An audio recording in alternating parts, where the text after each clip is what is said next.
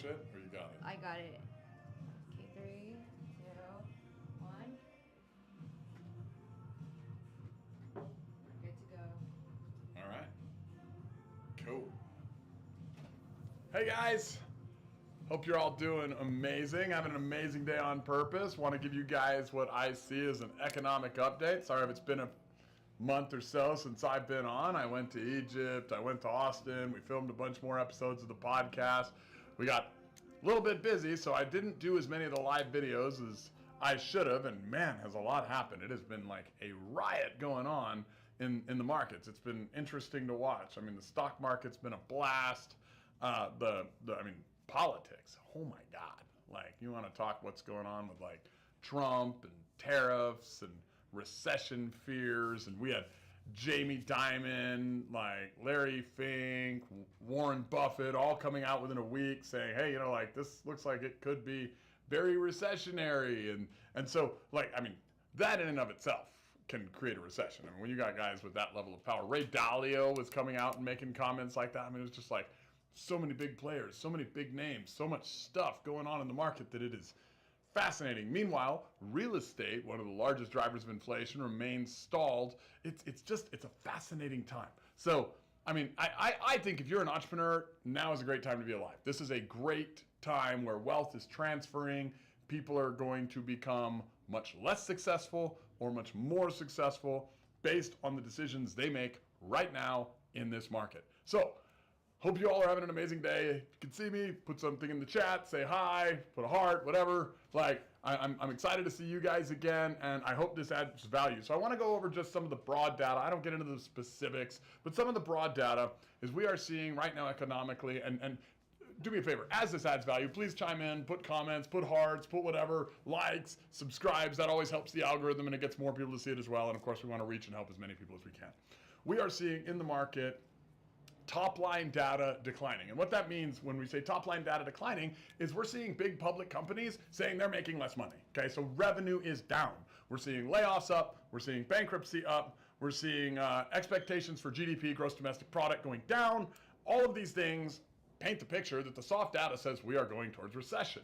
Okay, you can manipulate bottom line data. Okay. When I say you can manipulate bottom line data, like if your revenue drops, say you're a big public company doing $500 million or $1 trillion, whatever, if your top line, your revenue goes down, you can still show great profits at the bottom if you just laid off a bunch of staff that may have been your less productive staff. And this is where we see layoff data spiking in the employment numbers, and the soft data is getting a little scary. We're also seeing this fight between Donald Trump and Jerome Powell. If you guys saw that, which we saw the ups and we saw the downs of it. If you saw the fight between Donald Trump and Jerome Powell, like type some comments in. Like, I'd like to know whether you think Jerome Powell is being political or not. I have my own opinions on it, and I think that it's interesting the way, Jerome Powell under the Biden administration was very clear that he was following the data, okay? And it was, we're following the data. We never get involved in politics. And I think that was fine, and even up till September of last year when they actually did do a rate drop, which a lot of the Republicans said, hey, that was political. I kind of had some issues with it. I didn't know that it was, I didn't necessarily think it was political because I felt like there was an argument that he could have been following the data at that point when it did a drop, because the soft data did say there were threats to the economy at that point. Now, the 10-year Treasury didn't react well. Mortgage rates actually got more expensive when they dropped rates, which was funny and interesting, and we can talk more about that in the Q&A portion if you guys have questions. If this is adding value, by the way, please chime in, hearts, comments, likes, whatever. It always helps the algorithm. But when Jerome Powell, with his little fight with Trump recently, came out and said that they were worried about a hypothetical that tariffs could impact the economy, with regards to inflation, okay? Like, so they were saying, we hypothetically believe that tariffs are going to be inflationary. That's not in the data. So that goes against everything he said when he was working in his same position under the Biden administration. And that creates for me now an argument that maybe Jerome Powell is in fact actually being political.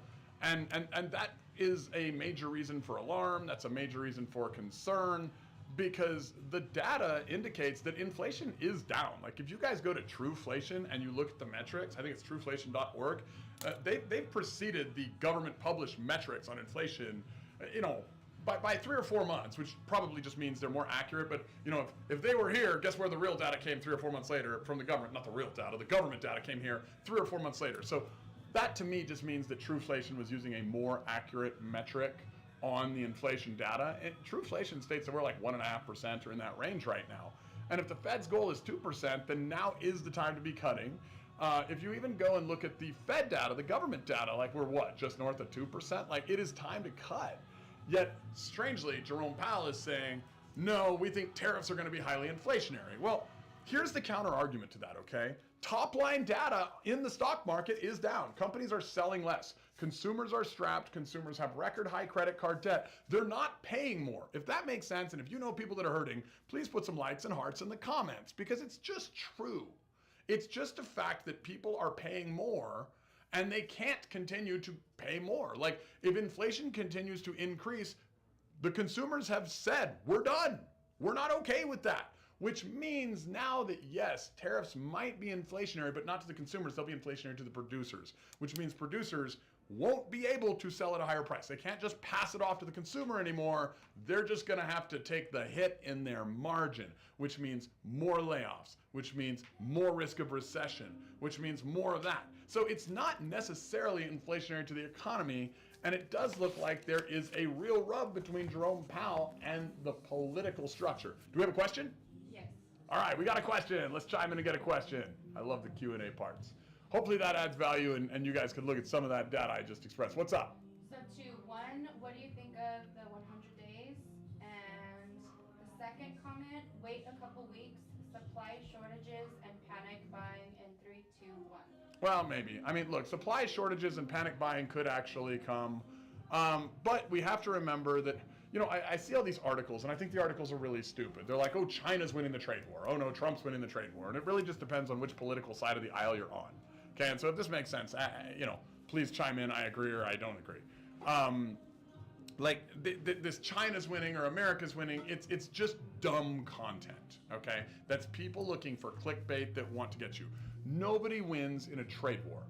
But we do buy much more from China than they buy from us. And most of the items that we buy from China are not as consequential as the items they buy from us. So the argument that they would be dynamically more impacted than us in a trade war is fair, but it's really, trade wars are just how long can the population hang out? Like we may not have things like toilet paper. We may not have things like, like widgets that we want for like little niceties, kitchen objects, hardware, doorknobs, stuff like that. And there might be markets that are set up in areas like, Mexico or other countries that are closer that start trying to offset that supply chain. There could be some temporary shocks because of that. But I mean, do I think that store shelves are going to be completely empty? No, I think there's some amount of pivots that retailers have the ability to make. I think there is going to be stress. I think the stress is going to be painful, but it's not going to be a dagger to the heart. It's going to be like you cut your leg when you were, walking through a field and you got a couple thorns in it. Like it's going to be a pain in the ass. It's going to hurt. It's going to suck. But I don't think it's going to be as damning as most people say. On the other hand, I think it will be damning to China. And so it depends on the long term. Where Trump will succeed or fail for this trade war is we need to let China know that we're not playing games. Like China is antagonistic to every one of its neighbors. China, frankly, is picking fights. They've had shooting, situations with India on border disputes.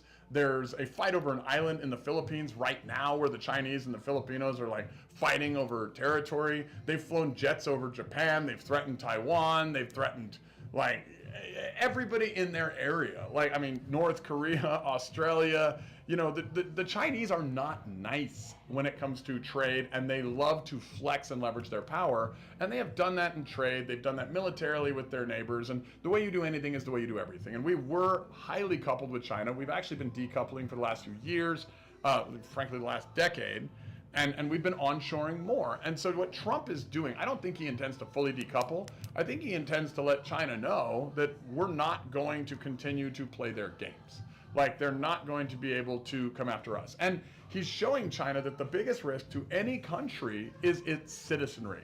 Like, let's be real. The biggest risk to Trump is if he does not get this right in the next 6 months and figure out whatever negotiation he's playing, which I think he is playing a little bit too much hardball too fast, and it scares me. If you guys agree with that, please chime that in. Say I agree, or say I disagree. I'd love to hear your thoughts, okay? But that proves that the people are the biggest threat to any politician. If Trump doesn't get this right in the next 6 months, he will lose the midterms, and like, he won't, but he'll lose Congress, he'll lose the Senate, and then he will not have power. He'll be a lame duck president for the next 2 years, okay? So if Trump gets this right, creates a short-term recession, lowers interest rates, spurs our economy, refinances the debt, comes up with a new tax code that encourages investment, and frankly stops taxing the shit out of our middle class. Like, we protect the poor highly, and we tax the rich fairly highly, but they have a lot of loopholes. We over-penalize the middle class. And he's talking about that right now, maybe using tariff revenue to help people under $200,000 of income. That would actually not be a bad thing from a productivity standpoint, as long as you can keep the rich paying a good amount of taxes and then revenue streams from other areas. If he can negotiate trade deals, it's good. I think Trump, and this is my opinion, is negotiating. I think that's why he's pivoting every other day. I know people don't like that, but that's what CEOs do. Politicians don't normally do it. I look at Trump as kind of a CEO of our government, not really a politician. And that creates a lot of instability, which has deflationary pressures. But if there's a good outcome in the next 6 months, we're going to think he's a genius in 10 years, and history will remember him well. If there's a bad outcome in 6 or 8 months, he's going to be the biggest idiot that ever got elected to public office, because he's going too hard, too fast, and he's giving himself like just a giant target on his back. We got another question. Those were good questions, comments. So, if you agree or disagree, please chime that in. All right, we got another one. I know there's somebody like throwing comments in there. What are they saying, Alexis? It absolutely will be inflationary to consumers. A trade deficit is not inherently bad. I've lost $75K in 401K. Okay, but hold on. Their situation matters, but it matters to them. I don't want to broadcast that to the world. So yes, no, trade deficits are not inherently bad. Like, that's actually a fair comment. Okay. It will not necessarily, on the other hand, absolutely be inflationary to consumers. Okay, like this could be deflationary. And what I mean by that is, like, the economy is like many cogs in a machine that all work well with one another.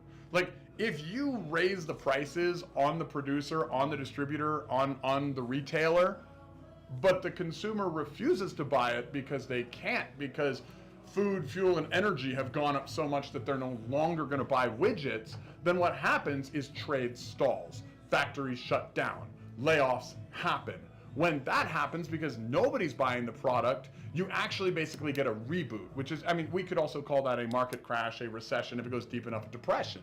And that's deflationary. That's not inflationary, okay? Like, this theory that the market's always going to go up and never have bumps is incorrect. Now, in a perfect market where the consumer has more bandwidth to continue consuming non-necessary things, discretionary items, widgets, cheap crap, sure.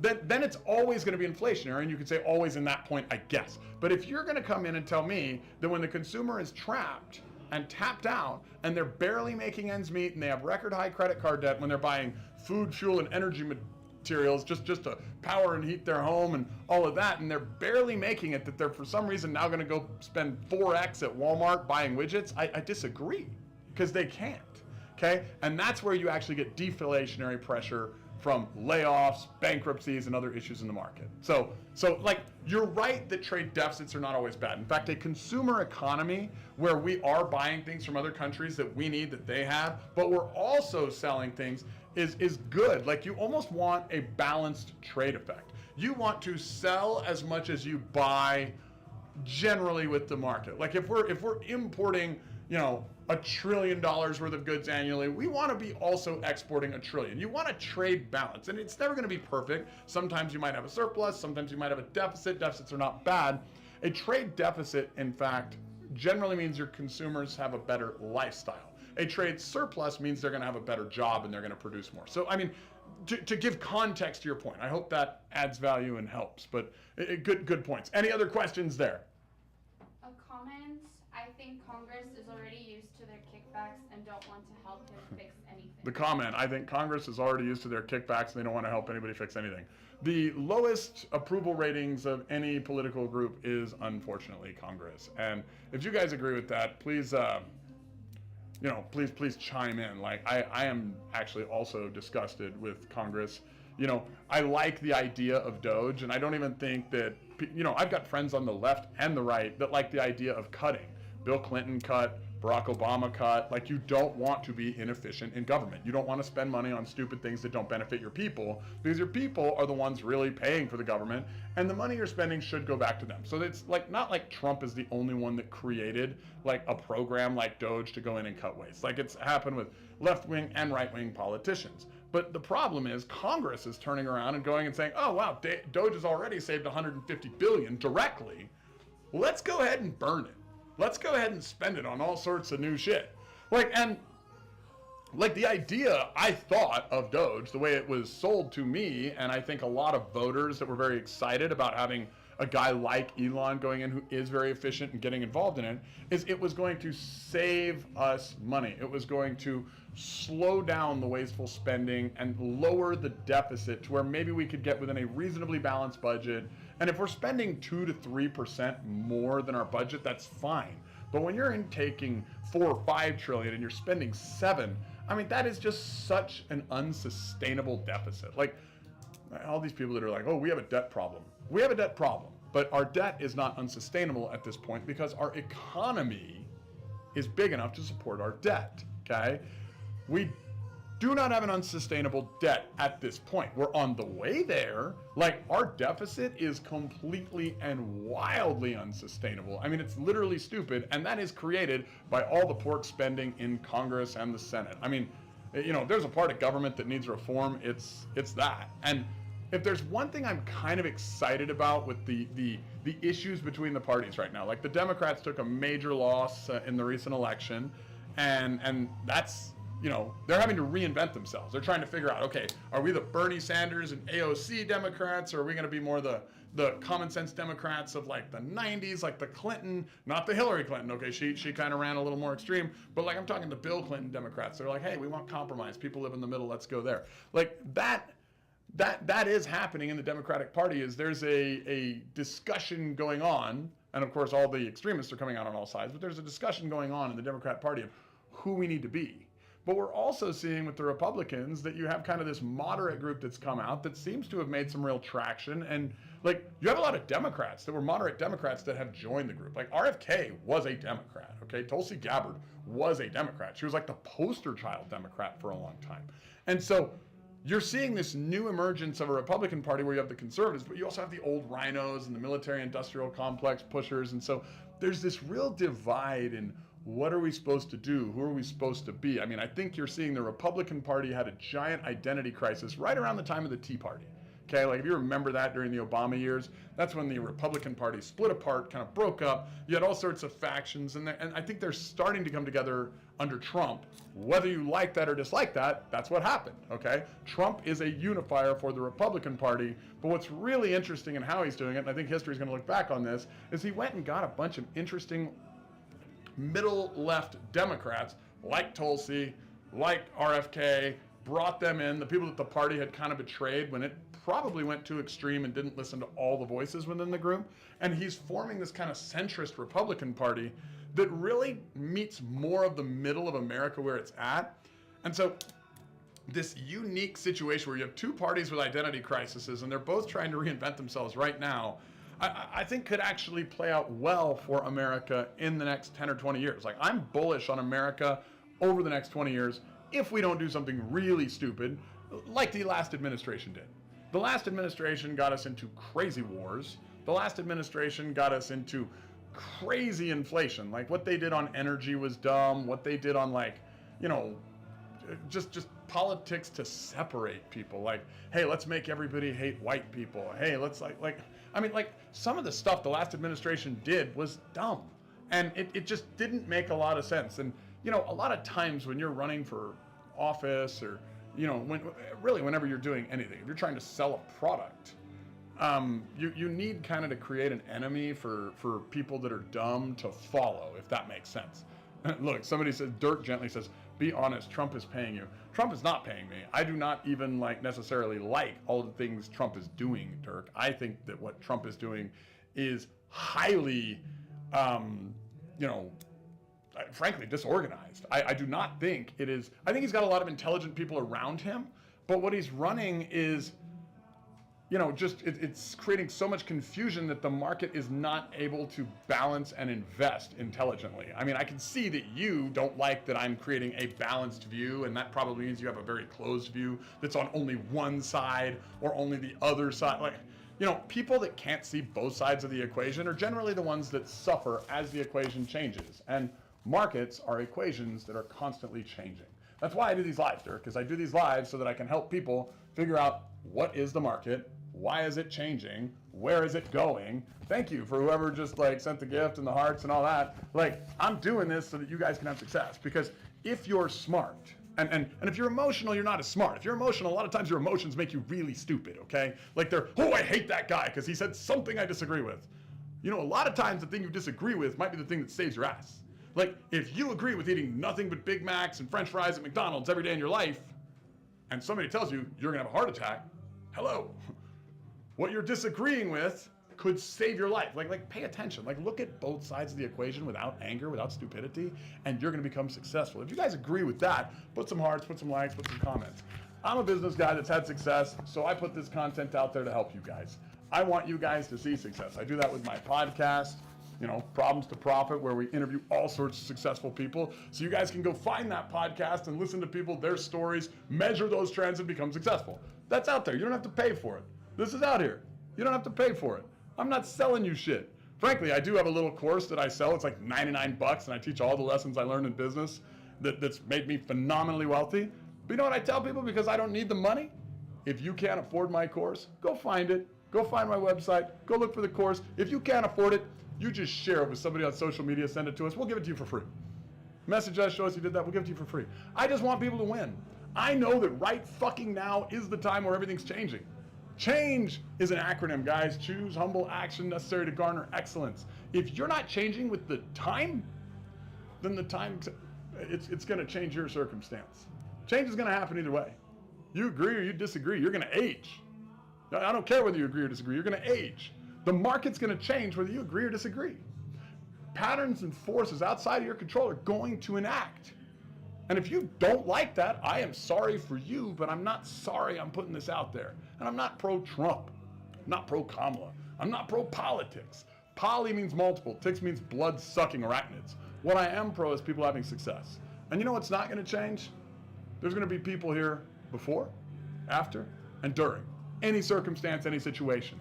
And if you figure out a way to work with people, if you figure out a way to sell, if you figure out a way to get ahead of the AI revolution, of the robotics revolution, if you figure out a way to get ahead of all that, you get to be one of the fucking winners. And if you don't figure out a way to get ahead of all that, guess what? There's warning stories and there's example stories. Everybody gets to be one. And if you're going to sit here and hate on me because I'm spitting facts, you ain't the example story, motherfucker. You're the warning story that everybody's going to look at, read, and pray that they don't have to be. Oh, look at that. Thank you. This is like bro spitting facts. I love that. That's funny. Thank you. That's awesome. So anyway, let me dive back into this. Okay, you got layoffs, you got bankruptcies, you got employment data, you got GDP expectations lower. Like the money out there is going down. Revenues are going down on all these big public companies. And then you got the Fed going into blackout on Friday. You guys know what that means? That means they go into blackout. They're not going to talk. They have a Fed meeting coming up soon. They're going to talk about lowering the rates. The markets do not expect them to lower the rates, but right after they go into blackout, tons of data comes out. The employment data comes out. Musk was smart enough to do the layoffs in government where it didn't hit the last employment numbers. It's going to hit. And it's going to hit while the Fed's in blackout, guys. Wow, you think Trump might be forcing the Fed to pivot? Lower interest rates does benefit consumers, does benefit Americans. There's almost a guarantee that you have a Fed cut by July. Now, if they do 25 or 50 basis points, it's probably going to be too late. Guess what? that means Trump was right. That means Powell was late, okay? Because right now, if you're the Fed, you balance two things. You balance employment, you balance inflation. Inflation is solved, okay? The tariffs are going to be damning to producers. They're not going to damn consumers. They're going to damn producers. That's going to screw employment data. That is going to force the employment into the gutter, frankly. And when employment goes into the gutter, it's going to force the Fed to pivot. The Fed should hopefully pivot sooner. I'm hoping they're going to do like 25 basis points in May, maybe 25 or 50 in June, and then another in July and get ahead, okay?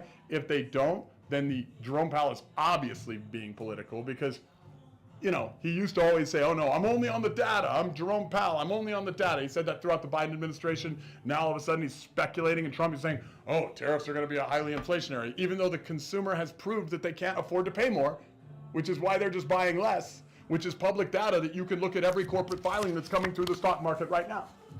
Weird. So what should you do? What should you do to get ahead? Get some money on the sidelines. I think we're going to have some bumps. May, June, this might be the time to do some good trades. What else can you do? Look at what's going to go up when the Fed pivots. Because in the next 12, 24 months, the Fed has to pivot. Jerome Powell only has till May 2026, which means between now and May 2026, you're guaranteed, guys, guaranteed that there will not be the same Fed chair. And you know who's going to appoint the new Fed chair? Yeah, the president. Guess what? You think he's going to put somebody in there that'll give you a rate cut? What are you going to be bullish on if rates go down? Hard assets. What are hard assets? Real estate, guys. Real estate. And what's the real estate that's been squeezed the most in the last, well, since 2008? Housing. We have not built enough houses even to keep up with birth rate. So what should you be looking at right now as an investor? If you have capital that you're trying to, you know, get out there. Well, A, I'd be looking at great trades that are coming in the stock market, okay? I'd be looking at a little bit of certainty. Cash is king, cash flow is king. That's going to bring you some certainty, okay? Because as you're doing the great trades, I mean, shoot, man, I bought a bunch of the S&P 500. Then it spiked back up, and I sold some of it. And, you know, I'm having fun with some Tesla stock as it's going up and down. I'm really loving that. So there's great trades available right now as the market is highly volatile in the stock market. But in the long play, I'm putting my money on real estate, guys. I'm keeping cash right now, and I'm looking at strategic real estate, specifically with bedrooms. And I'll give you a fact on that. Birth rate is flat, Tommy. Tommy says birth rate is flat. I agree with that. He also says consumer confidence is down, so consumer purchasing is down. That's not complicated. 100%. Exactly. Which is why you're not going to see substantial consumer inflation. Tommy, whoever you are a smart person. I love that. So I look at real estate, guys, and I look at it this way. It's real simple. We have not built enough homes to meet birth rate, which is down. We have not built enough homes to meet that since 2008. Like, that's when we stopped. Big recession, the Great Recession, we stopped. So guess what? We have a huge shortage. Do you guys know when the news comes on and they're like structural inflation, you know what that means? That means we don't have enough plumbers and electricians and anybody else to build it. Housing is stalled. Housing has been stalled. And housing data is a lag in the Fed, which means the data the Fed is using is about 15, 18 months old. What do you think is going to happen when they're sitting there in their Fed meeting and that real estate data from 18 months ago is still there? Well, they're going to think that things are still going up and still good. But we're actually seeing some markets going down. We're seeing new construction going down pretty consistently, okay? Because they just can't afford it. We're seeing more workers. Like one of my largest company is a home building company. Guys, we're seeing more workers looking for work than we ever have. That will not be in the news, okay? Especially the left-wing media. The left-wing media is so dang dishonest. We have more struggling contractors right now, but even if we employed all of them, every builder in America spiked up and started again, and they won't because the interest rates are too high for them to be able to sell to their consumers, we wouldn't have enough to meet demand based on birth rate, or what demand should be based on birth rate. What is the big pivot the Fed's going to have to do in the next 12 months? Rates. And what are rates going to do for you? And guess what? You're going to see the bond market improve substantially on rates. Why is the bond market where it is? Because the bond market investors, there's basically three ways they invest. 10-year treasury, okay? What else? Money markets and mortgage bonds. Well, what is directly controlled by the Fed, guys? Money markets. So when the Fed drops rates and all those investors lose their highly liquid money market account opportunity, where are they going to go? Back to 10-year treasuries, back to mortgage-backed securities, They're going to pump you down while the Fed's pivoting. That's going to lower cost on producers. It's going to lower cost on consumers. It's going to lower cost on everyone. We are seeing oil going down. We are seeing some attempts at deregulation. If Trump pulls off the tariff stuff, if he can pull that off and not get an ego about it, I know he's talking like an asshole sometimes, but if he can pull it off and not get an ego about it, and love or hate Trump, look up Scott Bessent. The guy's a genius. He is phenomenally intelligent, okay? And if you guys think he's partisan, he's working for Donald Trump. Look who he worked for before, okay? You'll wonder why Trump has him. Because he's literally like public enemy number one of the Republican Party was his former boss.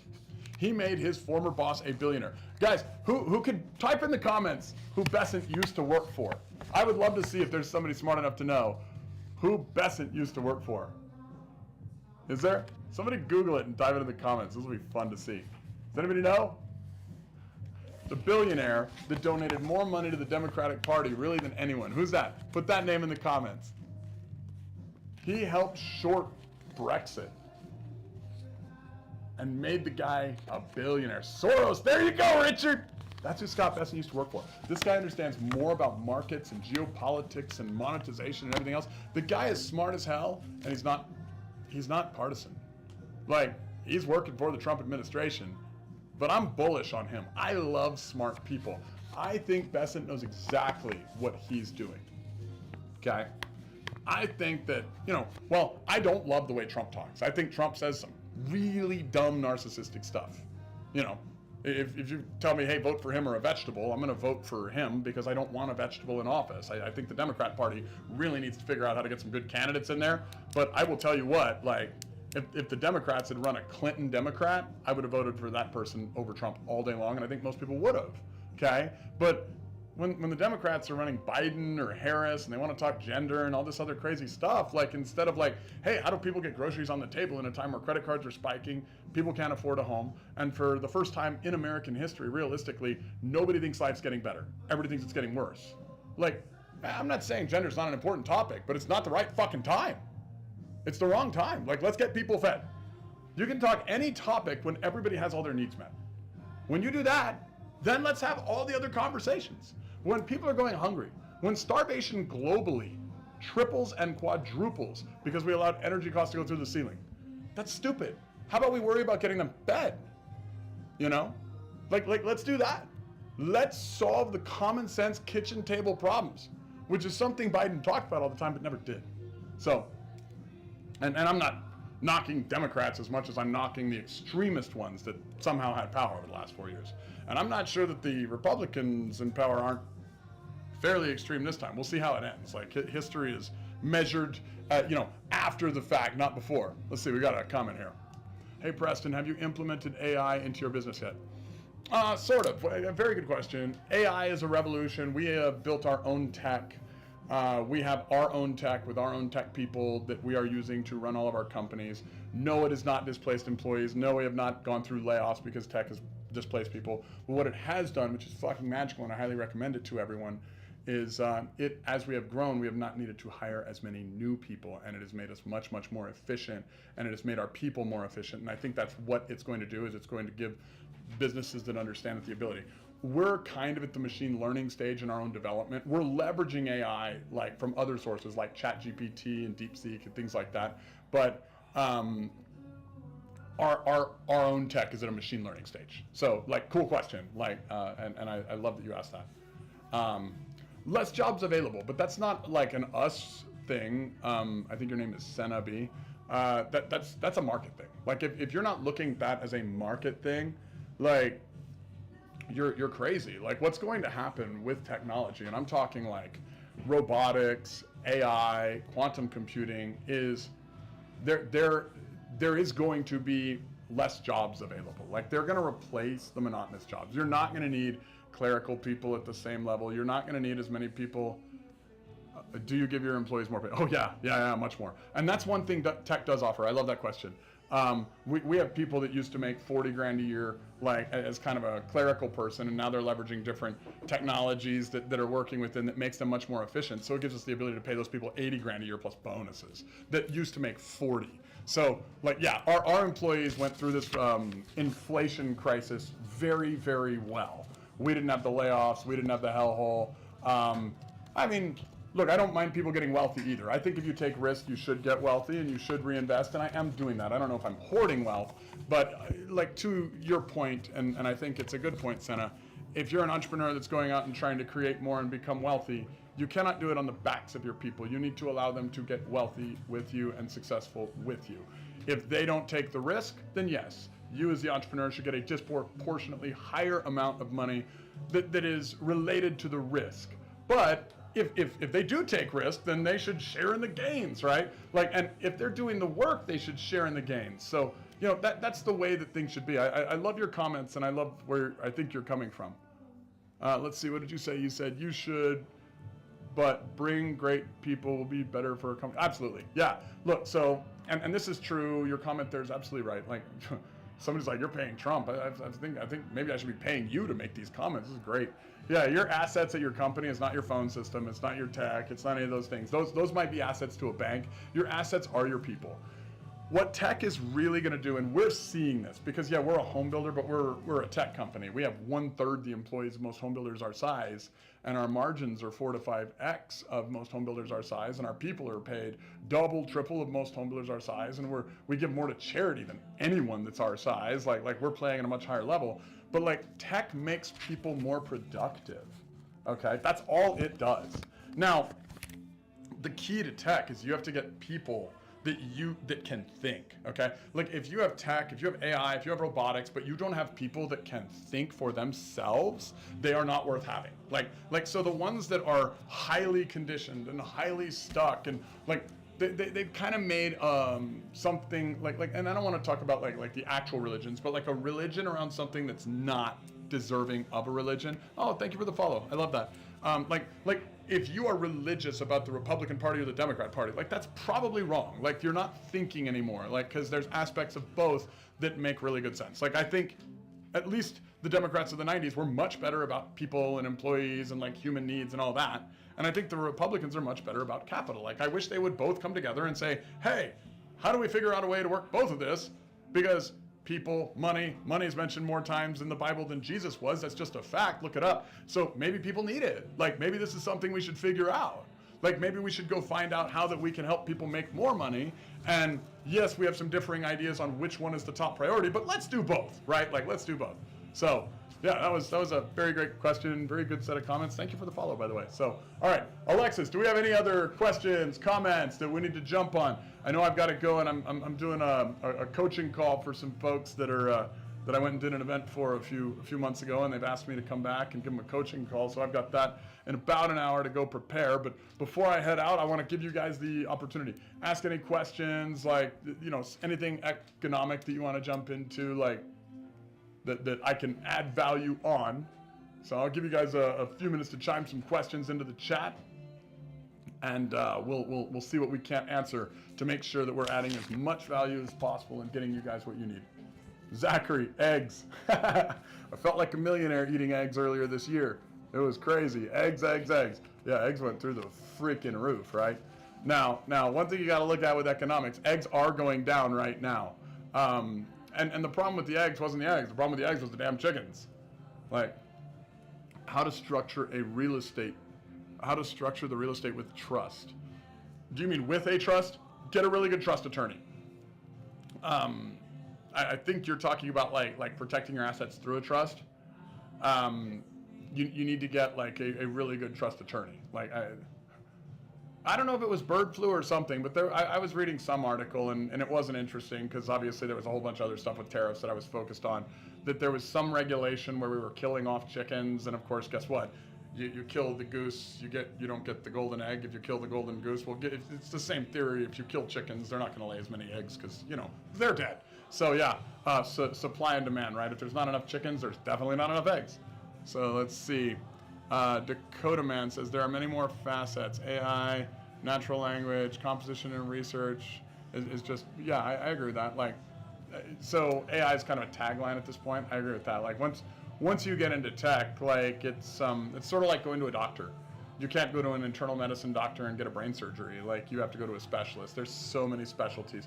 Just like real estate. Like, if you go into real estate, you've got housing, you've got land, you've got commercial, you've got industrial, you've got special use, government buildings, and stuff like that. Like, there's always a million different things. Jonah, okay, machine learning. I think you might have a question about that. Machine learning is like the granddaddy of AI. Okay, it's the grandfather of AI. Put some hearts in the comments if this makes sense, guys. Machine learning on a computer beat Bobby Fischer at chess like 80 years ago. So like, this is not new technology. It's just a more advanced old technology. And like you think about all the tech that we have that we don't even know of. Guys, like, the most powerful weapon people think about in military is the nuclear bomb, right? But that was dropped in what, the 1940s? What do you think we have now? Like, it's so much bigger. It's crazy bigger. Like, the AI, we're still learning how to integrate aspects of AI. And AI and quantum computing, there's a big argument that those are going to be valuable in their own right at some level, but until you engage them with robotics, they're not going to be as valuable. Robotics is going to be the real key, because that's when you see some of the hard labor coming in. And I'm not scared of some of this. I'm excited about this because I think that's going to give people the ability to go focus on things that are important. Like, if you look at what's important to a human, like, it's really not politics, religion, abortion, or all the taglines, catchphrase crap that people say. Like, it's your health or fitness, right? Like, are you going to be here long enough to be around the ones you love? It's your faith in whatever, like in yourself and God, whatever. It's your family, your deep connections with the people that are important, and it's your finance, your ability to pay the bills and make money. And so if you can measure those four things well and have the time to do those four things well, you're gonna have a magical and amazing fucking life. But that's not what we talk about. We don't talk about that shit. We talk about like, oh, let's go look at like tariffs, or let's go look at this, or let's go look at that. Look, I love bad situations. You know why? Because when the tide goes out, you find out who doesn't have any pants on. And if you're the guy with cash or the gal with cash on the side, and you have cash flow, when those situations happen, then you're ready to go and buy. Like, you get deals, you get more deals, and you become more successful, and you build more stuff, and you become more productive, and you become the example story. So if you're in the position where you're out there and you don't have pants on and the tide's going out, then, first off, I'm very sorry for you, and I'm glad you're on this video, and I hope you follow me so that you're not there next time this economic cycle comes around. But B, what you should be doing if you're in that situation is making sure that you're prepped for the next economic cycle to make sure you're the person ready to capitalize on this situation. Because these economic cycles, like we're in now, have been up, down, up, down, up, down for only as long as human history has existed. Now, if you're the person that's ready and on the sidelines and you're prepared for this situation, man, it's your time. So we got Stockfather. Looks like you're saying something interesting. That's why when Trump breaks the market, you gotta buy. His failure as a president could enrich us. Might be a failure, might be a success. I actually agree with your statement, though. Trump will break the market. It is in Trump's best interest to break the market. If Trump breaks the market, like if he can find a way to lower the 10-year treasury and the long-term rates and refinance the government debt without breaking the market, he would probably do that, but he's not gonna do that. You can tell this is true through political donations, okay? More political donations have gone so extremely, and I'm not political, I'm an independent, but like the Democrats were supposed to be the party of the people, and they became the party of cronies in the last 4 years. Not like, I hope they change, because I think people deserve two good parties that disagree and respect each other, but that's not what we have right now. I look at what the last 4 years was about. It was about making the rich richer. And that's what it was. I mean, anyone who was in stocks or anyone who was a millionaire became a multimillionaire, decamillionaire, a centimillionaire, because the last administration made the rich much richer. And thus, if you look at who raised more money on the campaign trail, Republicans or Democrats, you'll see it. Wall Street gave their money to the Democrats. Now, Trump may be incompetent, he may be an idiot, he may be all those things. I don't know. Like, hindsight's gonna tell. But the way it was going before also wasn't working, okay? So, what does Trump have to do if he's gonna lower his interest carry, which he does have to do? He's gotta crash the market. He's gotta crash the market. Like, I told you guys this if you were on any of these lives or saw any of my posts late last year. whether a Democrat or a Republican wins the election, I said this late last year, they have to crash the market. Both of them have to crash the market. It is their only way of having a snowball's chance in hell of refinancing the national debt at almost $40 trillion now. I think it was like $38 trillion last time I looked. That interest alone has surpassed $1 trillion a year, guys. If it's surpassed $1 trillion a year, you can refinance that debt at far less than half of its current cost if you can crash the market. So what does that mean? That means that if you listen to what a politician's lips move say, if you're watching their lips move, that's not the right way. Watch the way their feet move. You know what anyone's going to do, any person, any political party, anyone, they're going to do what they have to fucking do. Pardon me, getting a drink of water. And every political party that would have power in a circumstance like this, an economic circumstance like this, would have to crash the economy so that they could refinance their debt. So we got Jonah. What does paying off the national debt do? Who benefits? I don't think there's a sustainable way to pay off the national debt. So, I don't think you can pay off the national debt. I've had this argument with Democrats and Republicans and frankly just friends. Like, if you look at the national debt where it's at, okay? Like, you can either tax more to gain more revenue to pay off the debt, but that wouldn't work because you have such a high deficit, okay? You can lower government spending to the point that you have a surplus of revenue, but I don't see that happening with our government structure the way it is, with our checks and balances and congressional pork spending and things like that. So what's the other way? You can find new revenue sources, like the sovereign wealth fund and things like that Trump is trying to figure out, right? And or tariffs, like a new taxation, right? That Trump is trying to figure out that I don't think is really going to work that way. Or you can create inflation, okay? And inflation devalues the debt. Does that make sense? So if you just print more money, create more cash, you devalue the debt. Now the problem with inflation is it makes the rich much richer and the poor much poorer. And the reason for that is the poor don't understand it. They have a relationship with money. They realize that there's a value to that money, and that never changes. Like, that they don't have a sophisticated economic financial way of looking at the world. The rich do, okay? And so if you look at when gold was removed from the dollar back in the 1970s, like that's when, like, it used to be the rich and the poor were going up the exact same trajectory, like from a wealth standpoint. That was when America was doing well. If the rich, the middle class, and the poor are following the same trajectory up, put some comments and likes in here if this makes sense, that's actually a healthy economy. Like, that's good, okay? Now, what happened was in the 1970s, Nixon, like, completely removed gold from the dollar. He completely removed assets from the dollar. If this makes sense, type yes in the comments. Well, at that point, we saw the rich take off.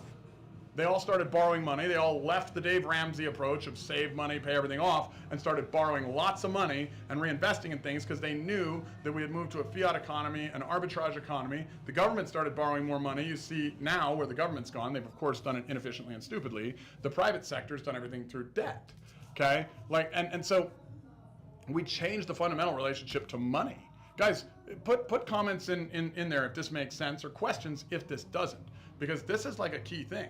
When you increase complexity of a market, the people that are the most sophisticated, that have the most accountants, the most attorneys, and the most people like that to help them underwrite what the new social contract is, did great. The people that don't have that, what do? Well, they might have made more units of measurement, call them dollars in this circumstance, but they didn't make more money because the dollars became worth less. Like, if you go back 100 years, you could buy a house for like what, a few $1,000s? Now it's 300,000. Like, what's the inflation rate really? Like, that's enormous. Go back to the 1970s when a house was like, what, 30, 40 grand for the median house? Now it's 300,000. So we've had 10x inflation because we have not raised anything but the amount that the dollar devalues by going to fiat currency. And when we changed what the dollar was, we already had a Federal Reserve. Like, imagine, like, if you were like I don't know, like you had a nail and a hammer, and you're like, I'm gonna change the nail to a screw, but I'm still gonna use it to hammer it into something. I'm not gonna change the hammer. The Fed is the hammer. You change the nail to a screw. It's not gonna work the same way. It's probably gonna break before it hammers in. right? Because you didn't change the Fed to a drill. Lower interest rates and let's get going. Brandon, I completely agree with that. I completely agree with that. Like, I don't want to get down to zero again. I think we're going to because they're going to wait too long.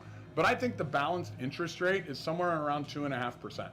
Like, if we had a 2.5% Fed rate, you would see money market accounts changing the game. You'd see long-term bond investors going back into the long-term bond market. You'd see mortgage rates come down. You'd see consumers completely benefit. Now, that's not going to happen because the Fed's going to wait way too long because they're just not smart at this point. They've got like, what, 1,800 economists, and they can't figure out that the soft data is what's coming, even if the hard data is here. Like, it's like, hello, the soft data is coming. It's going to hurt. We are going to crash into a fucking brick wall. They're going to go straight to a zero interest rate proposition.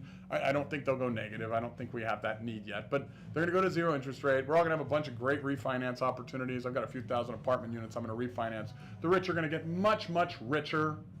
And then you know what's going to happen? They're going to spike back up and overcompensate again, and we're going to have a real economic downturn in the 1930s. Unless Trump creates one today. Trump may create that economic downturn today. It really depends on how well he's going to negotiate these trade deals and how flexible he's going to be, and if he gets more capital moving with his tax plan.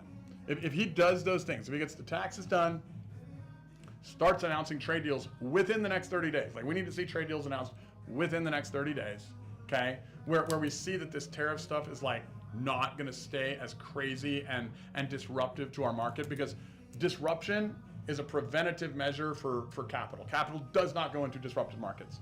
Oh, you enjoy my lives. Thank you, Brandon. I really appreciate that. And you know what? If you guys enjoy this, please share it. Please add comments. Please chime in your questions.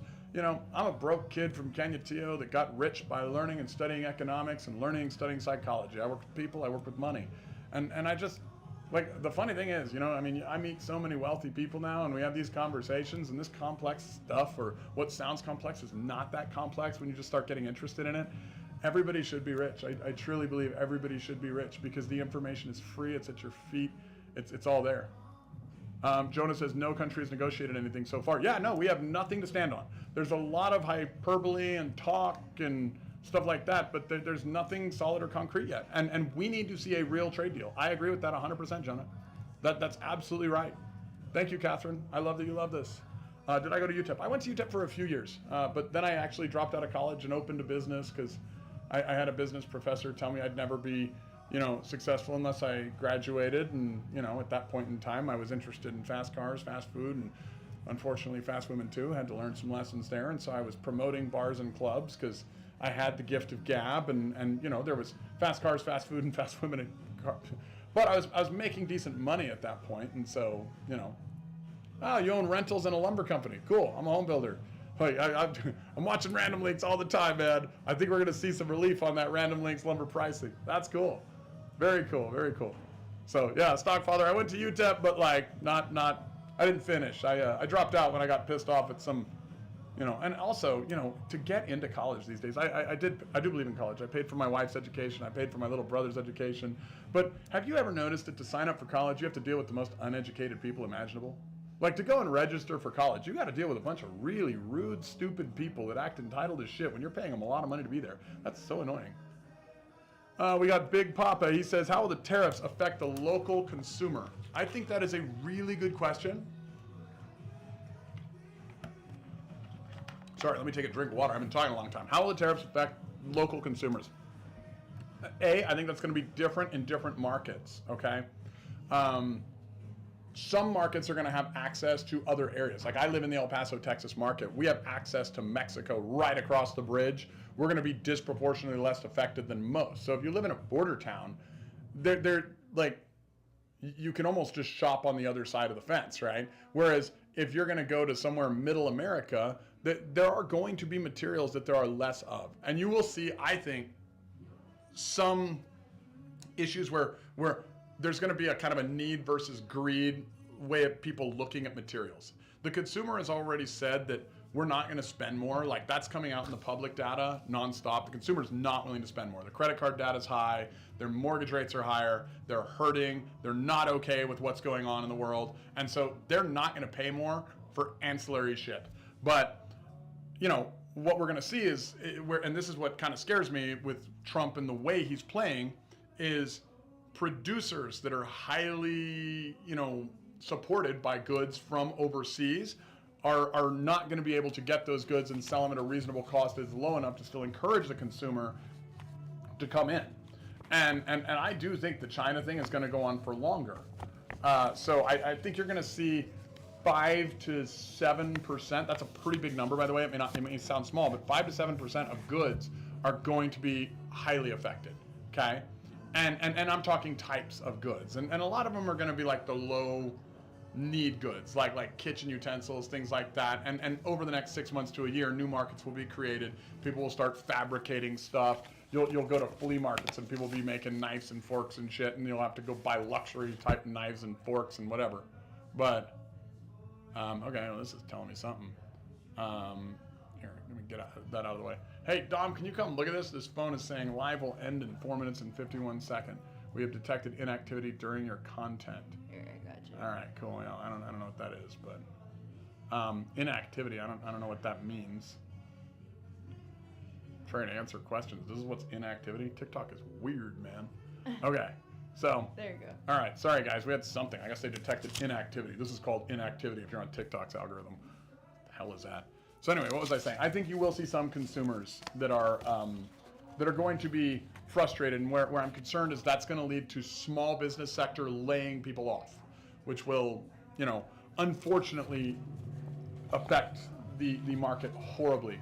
And if Trump and his team get a big ego and continue to fight for too long without creating reasonable pivots and or maybe doing, at that point, some reasonable amounts of government spending to uniquely bail out those sectors. And I'm talking small businesses, not like PPP for all businesses or shit like that, but something for the small businesses that are disproportionately suffering. If they get a big ego and they don't find a way to help those small businesses, that's where you get recession, depression, stuff like that. That's what can really negative job growth now, Jonah. We've had positive job growth up to now, and we've had declining inflation up to now. I think we will see negative job growth because the way that Musk reported everything with the Doge layoffs and everything else, none of the government layoffs, that data, we only saw 10,000 of them in any of the recent employment data with the government.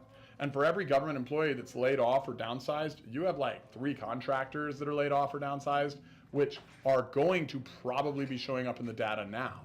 And where the Fed's talking big, like Jerome Powell's talking big, they go into blackout on Friday. When they go into blackout, that just means they don't talk to the public. If this is adding value, by the way, share it. And if it's not, please say this doesn't add value or I don't understand or whatever, and I'll try to explain it.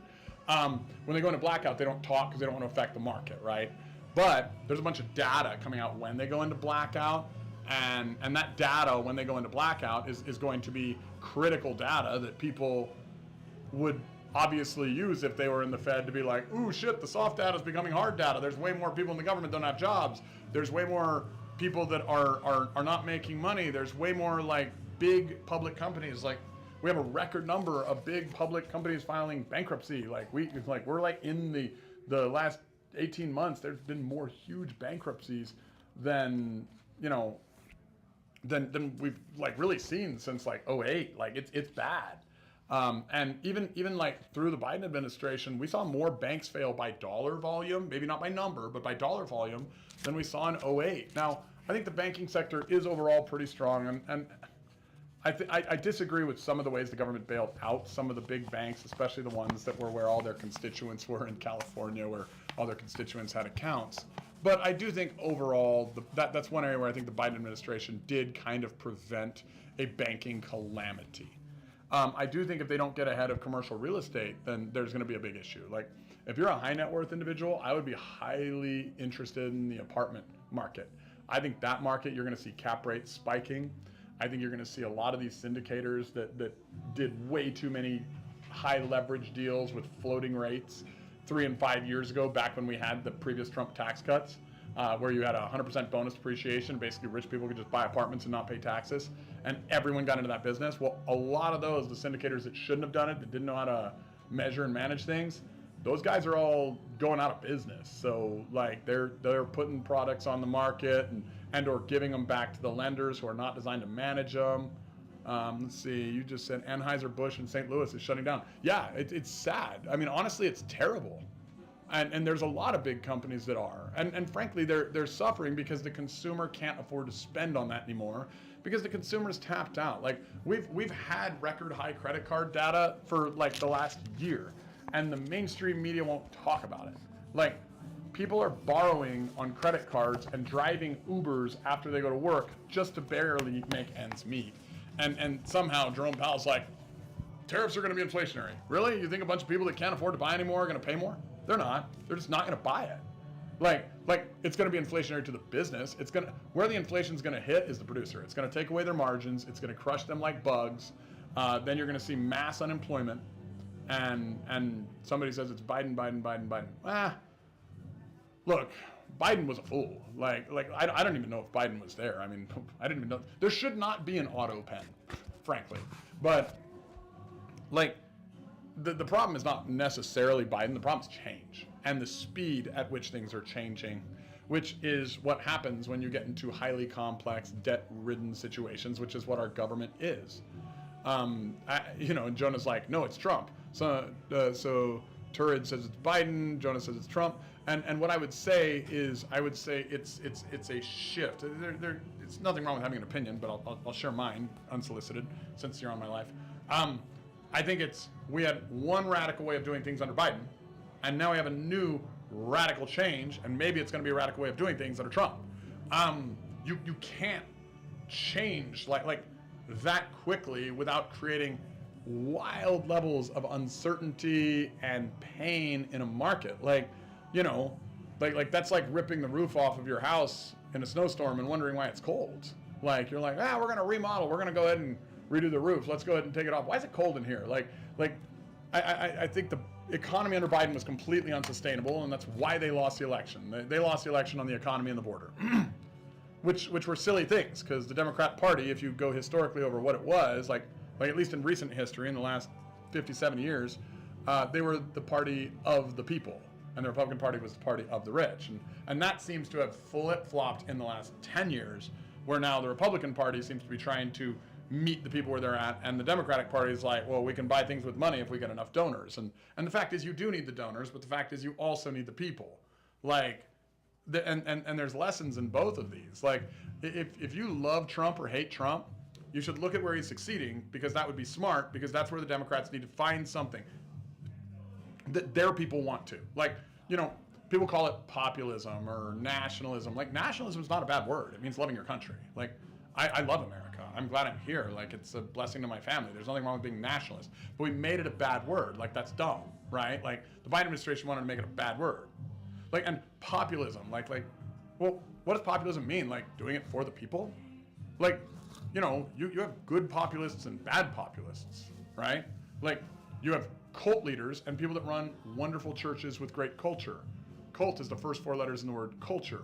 Like there's a good side and a bad side to every word. We need to learn what is Trump doing that is working, and the Democrats need to find a candidate that speaks to the people at their level about their pain, where they're hurting, and bring back that party. Because right now we're a one-party country.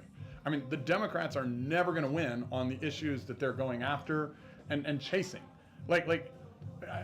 The polls come out, and there's the issues that are interesting to me. Like, as an economist, I look at it and I'm like, when it's like a 90-10 issue, when you have 10% that want something and 90% that don't, you need to look at the 90%, because that's not a Democrat or Republican thing. That's just a people thing. Like, food is a 90-10 issue. Like, we want to have access to food. Energy is a 90-10 issue. Like, and you can go and talk climate change and this, that, and the other, and that's all real and valid stuff until somebody can't drive to work. And you know what? If you don't want oil, well, then why are you against nuclear? Nuclear power is the cheapest way to have power, and we're against it. The Democrats are against that, and they're also against oil. Well, bring up the problem, but come up with a solution too. Like, if my employees bring me a problem, they just dump it on my lap, I'm gonna be busy all day. I train them, bring me a problem with a proposed solution, or two or three. Like, let's see, Julio says, tell me something he's doing good. Well, I can tell you things that could go good. Right now, we're in the middle of what he's doing, so we don't know if any of it's going to be good. History is recorded after the fact. Here's what I think he's doing, and if he pulls this off, it could be economically good. Now, the likelihood of him pulling it off, I don't know. because he's taking a ton of risks. Like, so I want to answer your question, but I want to answer it in like a bipartisan way because, you know, in this last election, I mean, I did vote for Trump, but I didn't vote for Trump. I voted against Kamala because she said she wanted the same things Biden wanted, which to me I thought was, if she had distanced herself from Biden, I might have voted for her. Because I didn't, I'm in real estate. Trump is not doing great for real estate right now, okay? And I knew he wasn't going to, but I also didn't want a continuation of the Biden years. So I didn't even get to vote for a candidate in the last election. I had to vote against a candidate, right? But here's what I think Trump is doing, because as a CEO, I have to do these things. I think Trump is looking at a real trade threat with China, and there are real trade threats because we have not negotiated well. What I think he's doing wrong there is he's doing everything too quickly, and he's alienating our neighbors that are on our borders. Like, there's no reason to alienate Mexico and Canada, okay? I think that's dumb. And I think the way he's doing it with some of the things he says are a bit toxic. Like, there's no need to be rude about it, okay? And you know, I'm not okay with him annexing Greenland or Canada or the Panama Canal. Those are things that he's saying that I'm very against. Like, I think those are crazy things to say. Now, saying, hey, you know, we'd like to create some kind of trade deal with Greenland and have military bases up there to protect that area of the world because there's now shipping traffic and we have people that are competitive enemies, that would be the same thing without being a dick about it. What I think Trump is doing, though, to kind of further dump in there, I think he's using the tariffs as leverage, which he has done and backed off and done and backed off and done and backed off many times with now. And I think he's doing that to rearrange trade, make all these deals. I think he wants to crash the economy, refinance the debt so that he can balance the budget. I think he's, you know, while he's trying all that, he's also simultaneously using Doge and other things to try to eliminate waste. And there is waste. I mean, Clinton tried to get rid of waste. Obama tried to get rid of waste. There were different left-wing presidents that also did that, and it needs to be done. Like, that's a 90-10 issue for people. Democrats should not be against getting rid of waste. They weren't in the past. They should not now. Okay, and so I think at the same time he's trying to create a tax code that will efficiently get people investing. Now, he's getting big, huge companies to say they'll invest. He says he's raised trillions, and they've all announced it publicly, and it's been on the news. But they have 4 years to do that, which means if he loses the midterms, they could back out in 2. And that's kind of what, like, I look at. Like, he's trying to do all these things and arrive at a center goal and make decisions, but I really think when he did that tariff thing and he announced Liberation Day, I don't think they realized how bad that was going to be to the bond market. I don't think they realized that it was going to put countries with worse economic situations like Japan in an enormous amount of pain, and they were going to dump American bonds, and it was going to flood our market and raise everybody's interest rates. I don't think they saw that coming. And I think he's doing so much so fast that there's no way everything can go right, which is forcing him to pivot really quickly, which is creating a lot of disruption. I think if he doesn't end all the quick pivots right and left in the next 90, 180 days with all of these things happening so quickly, then he will lose the midterms. However, I think if he can pull off the taxes, trade renegotiations, some decoupling with China, and at least putting China into a position where they know we're not going to be abused anymore, along with kind of getting rid of some government waste and balancing the budget so we can refinance the debt and the tax codes. If he pulls that off, in 20 years we'll remember him as a great president. If he doesn't, he's going to be remembered as a bigger idiot than Biden because he did so much disruption so fast. Now, you asked me, tell you what he's doing right. I think he's trying. Whether he does it right, he's taking on a lot. And this is a fact. Nobody starves on lack of opportunity, but they will choke to death on too much of it. Does that make sense? So, all right. Somebody says you act as if Trump is an economic genius, but he's just a charlatan. I literally just said the opposite. I think you're triggered. Like, I don't have derangement system, but I literally just said he's taking on too much and will likely fuck it up. Like, I mean, and you're throwing stupid insults like I'm pro-Trump. Like, I'm an economist, and I think it's pretty easy to see, like, what the economy needs.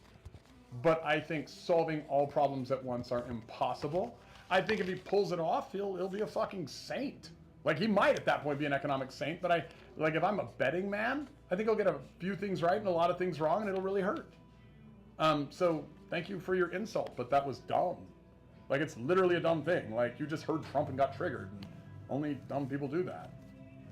Like, okay, thank you. Okay, you retracted it. Like, I don't believe that he's doing this well. I think if you were going to do it well, you would communicate well. And I don't think he's communicating well. I think he's actually doing a lot of the right things. I think the people surrounding him are really smart. That's a fact. Like, go look up Scott Bessent. Like, if you're a Democrat and you like what George Soros has donated money to, Scott Bessent's the guy that made George Soros rich. Like, Scott Bessent is a fucking genius. Like, the guy understands geopolitics, money markets, bond markets, treasuries. Like, he understands that like no one else. He's a genius, okay? That's Trump's guy. Like, I think Trump should not be talking and Scott Bessent should. Like, you might actually get shit done if Scott was doing more of the talking and Trump was doing less. Like, when Trump comes out and says things like we're going to replace the IRS, it's not true. It's impossible. Like, chime in if you agree or disagree with that. I'd love to know your thoughts. I think it's impossible to replace the IRS. And let me say that with context. I think at least in the next 20 years. Okay? And if this makes sense, please like, share, subscribe, whatever. But like, or make a comment and tell me you agree or you don't agree. But like, I think Trump has smart people around him. I think what Trump does really well is why The Apprentice was a star show. He's very good at getting attention. Money follows attention. I think why Trump is the president is because the Biden administration, who had destroyed Trump. Like 5 years ago when it was Trump running against Biden, Trump was the least popular man in the history of Earth, okay? That's what he was. He was not popular. But then the Biden administration, when they won, when they destroyed Trump, didn't look at who voted for them. Didn't look at all the people that were angry at what Trump was saying and how he was acting and all of the irrational things he said. And they focused on the donors. They focused on big Wall Street, and go look at the money the Democratic Party has raised in the last 4 years. I mean, it is obnoxious. It is crazy. And I think they missed what consumers needed, what Americans needed. You're saying false. Which part's false? Tell me which part's false, BBAWK. I want to know. Like, I actually do. Like, I think when the Biden administration didn't listen to Americans, and they did the wrong thing on the border, and they did the wrong thing on the economy, like, then they lost the American people and people voted for Trump. I think Trump is a reality TV star, okay, that is very good at getting attention, and he's very good at pointing out when somebody does something wrong. Like, in those areas, he has succeeded massively. And I guess that guy disagrees with that. Now, what I think he has also done well is he has appointed intelligent people. I think that, look, when I appoint intelligent people at my company, you know what I don't do? I don't go get in their way and do their job for them. I let them do their jobs. Spartan says that's who the Dems are. You know what? That is and it isn't. It's who some of the Democratic politicians are. It's who some of the powerful elites are. But like I live in El Paso, Texas. Like, I am pretty apolitical. Like, I voted right and I voted left. Like, most people here are Democrat, and they're very intelligent people. They're very nice. And I have a lot of Republican friends, and they're very nice. Like I don't necessarily look at the Democrat or Republican. I look at the party itself, which you have to understand. Parties are organizations. They're giant organizations where there's tons of money pumped through, and their job is to make you hate the other side. Not to do a good job, because they've realized that if they can make you hate the other side, then they can get you and your money because you hate the other side. Like, you know, somebody says Mexico should annex El Paso. Well, I mean, yeah. I like to joke, I'm so Mexican, my last name's even Brown. The Mexican culture is the best culture on earth. Like, and I'll tell you what, like, some of the best food you'll ever get. You drive across to Juarez and go eat at a steakhouse there. It's one of the best things. So JJ, is it true that we should stock on food and other necessities? I'm worried. I don't think food. Most food is localized. You know, it's going to be the widgets that I think are really disrupted.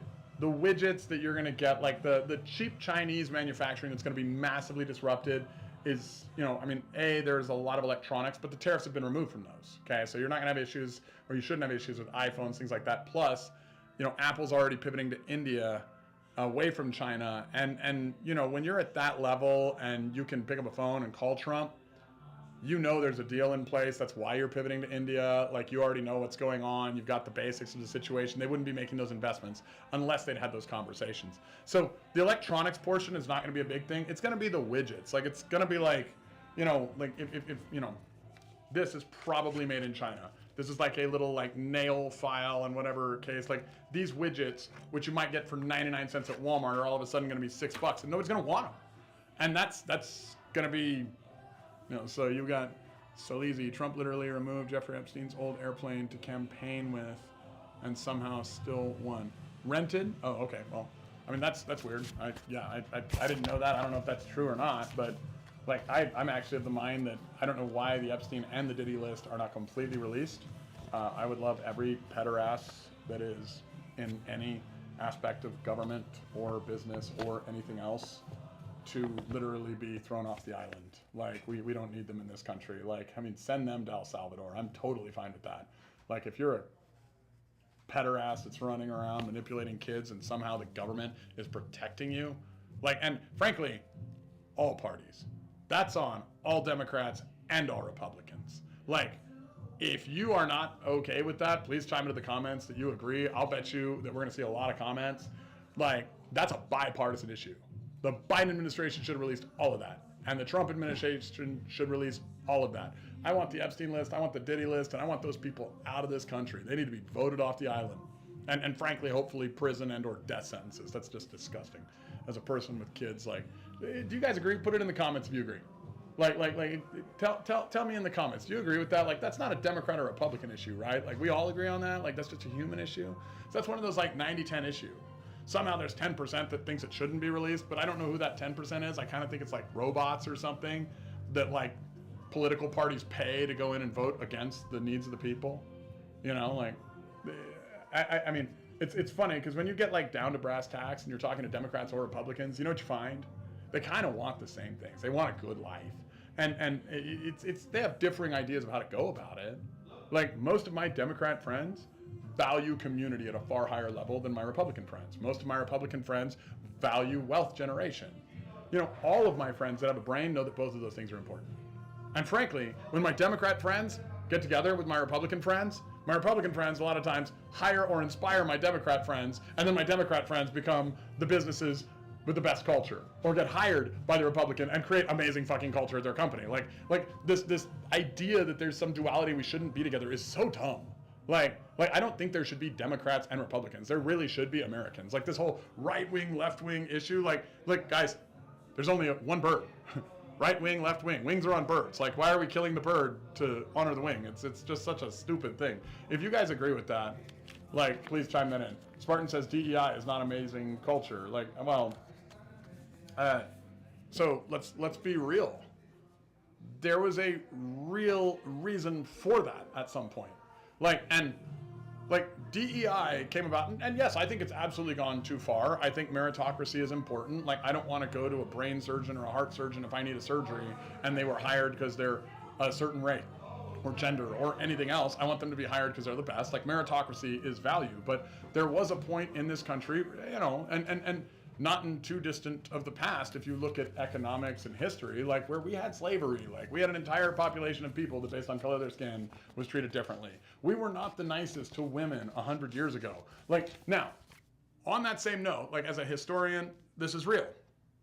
Yes, the American society had that. But if we look at history, all societies did. And what's really cool is we actually had that for the shortest time of any society historically.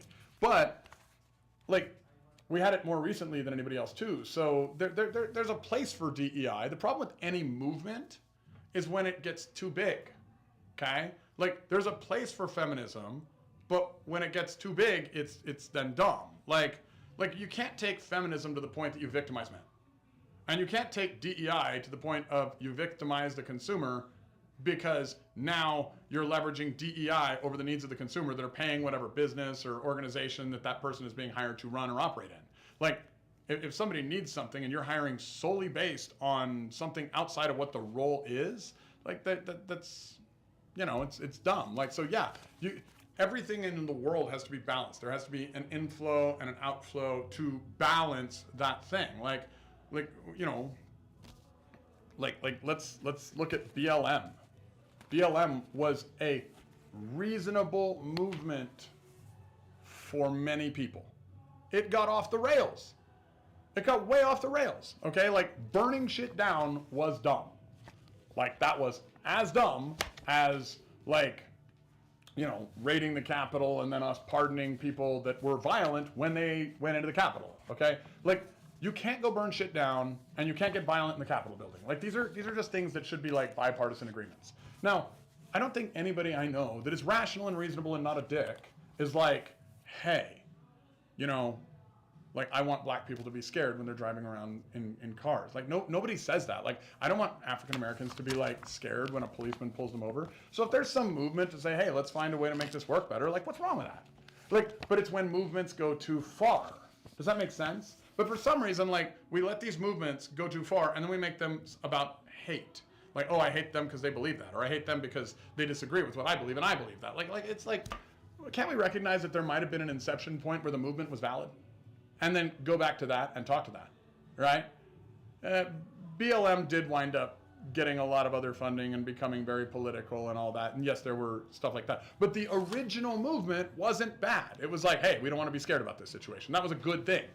Like saying, hey, I mean, it should have been we matter too, or something else that was not inclusive, but like exclusive, or not exclusive, but inclusive is what I'm trying to say. But like, whatever, like either way.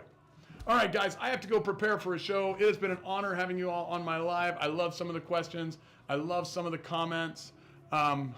Thank you guys for saying I should run for president. That's really cool. I'm probably not going to do that because I am not for rent or for sale, and I think politicians are commodities on store shelves, and they cannot afford to put me in that frickin' role. But you guys are awesome. I hope you have an amazing day on purpose. This is a time where there is going to be considerable change. If you guys look at this time and you leverage this time and you look at what's coming and you get ahead of that, you'll be on the right side of that change. My prayer is for all of you guys watching and everybody else that gets little snippets of my content, go out, look at what's coming, get ahead of it. Like, you've got one life to lead, or at least one life that we know of, right? So go out and lead it. But leadership takes taking some risks. And if you're going to lead yourself into taking the risks that are going to make you more successful in this life. And right now is one of those rare moments. This next few months is one of those rare times where you have opportunities. Go back and rewatch this. We'll post it on our social medias. We talked about a lot of the opportunities in this content. Go rewatch it, find it, use it, leverage it. And once again, guys, my name's Preston Brown. I'm an entrepreneur in El Paso. I've got 21 active companies. I'm not selling anything here. I should disclose, I do have a course for sale. I sell all of the stuff I learned coming up in business. But frankly, some people can't afford it. So if you want that course and you can't afford it, I think we sell it for $99. You guys go on and you go to my website, share the course. We'll post it in the comments, or we'll post it on the live. And if you just go share it with somebody else, just go share one of my, some of my content with somebody else, we'll give it to you. We want everybody to be successful. I've become very successful. My customers, my team, my employees, my country, my friends, my fans on social media, everybody has honored me and blessed me. Even the ones that talk shit have helped the algorithm, so thank you guys for that too. And I want you guys to be successful too. So like, please go out, leverage this time for what it is. Use my content, download my courses. If you can't spend the $99 to buy the courses, then I tell you what, guys, go share my content. We'll have a good exchange. I'll feel good about you. Share it on here. Share it somewhere else. When you guys share it, send us a message on any of our social medias. I'll have my team look. Alexis, Dom, look. Anybody that messages us says, hey, look, here's a screenshot of something. I shared the content. Make sure they get a free link to all the courses. I just want you guys